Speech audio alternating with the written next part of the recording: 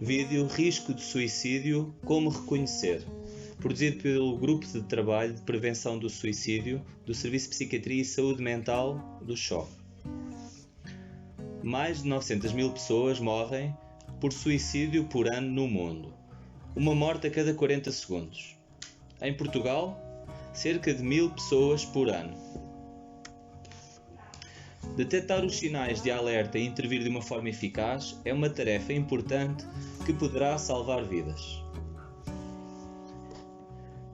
Fatores de risco para o suicídio. Existem 3 categorias principais de fatores de risco identificados na literatura recente: individuais, socioculturais e situacionais. Os fatores de risco individuais são a idade. Cerca de 50% dos suicídios ocorreram em pessoas com mais de 64 anos de idade, e entre os 15 e os 29 anos, o suicídio foi a segunda causa de morte para os homens. O sexo masculino, maior risco, cerca de 3 vezes superior do que o feminino. O estado civil tem maior risco: solteiros, viúvos e divorciados. Em relação às profissões, os profissionais de saúde e os trabalhadores rurais apresentam maior risco de suicídio. Em relação à residência, maior risco para quem reside em meio rural.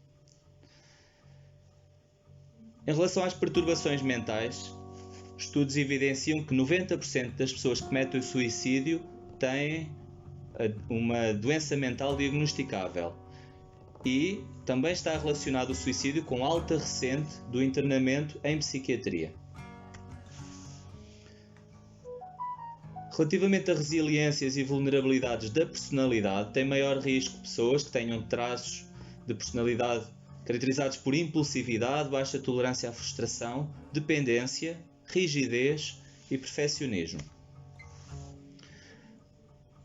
No que se trata de doenças físicas, pessoas que tenham doenças crónicas geradoras de incapacidade, de dor persistente, doenças oncológicas, HIV, a doença pulmonar obstrutiva crónica e a diabetes mellitus tipo 1 estão relacionadas com o aumento do risco. E, se na família houver história de suicídio ou de perturbação mental, ou história de violência, de abuso físico ou sexual e negligência familiar, também aumentam o risco de suicídio. Relativamente a fatores de risco socioculturais, o estigma, os valores culturais e a atitude perante o suicídio e as doenças mentais, o isolamento social, quanto maior o isolamento, maior será o risco, e as barreiras nos acessos aos cuidados de saúde e as influências que os mídia tenham são fatores importantes. Em relação a fatores de risco situacionais, o desemprego, o acesso a meios letais como pesticidas, armas ou medicação e os acontecimentos de vida negativos recentes aumentam o risco de suicídio. Posto isto, quais é que são os sinais de alerta para o suicídio?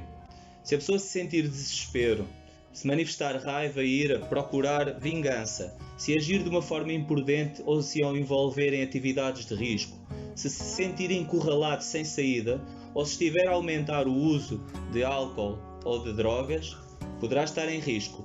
Também se afastar de amigos, da família e da sociedade, se estiver com níveis elevados de ansiedade e de agitação, se não conseguir dormir ou dormir por muito tempo, se tiver mudanças súbitas de humor ou uma ausência de um propósito na vida, verbalizações do género "não há razões para continuar a viver", poderão ser sinais preocupantes.